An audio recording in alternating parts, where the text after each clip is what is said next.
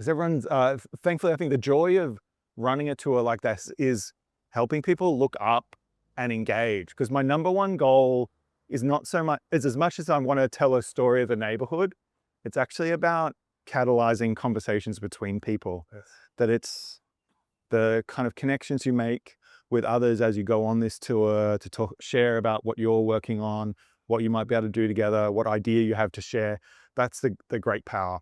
Shapiro Auctioneers and Gallery, beautiful. But actually, I was going to talk about what's happening in this building down the corner here. That's the home to Sydney Uni's Centre for Robotics. The Australian Centre for Robotics is the preeminent robotics research institute in Australia.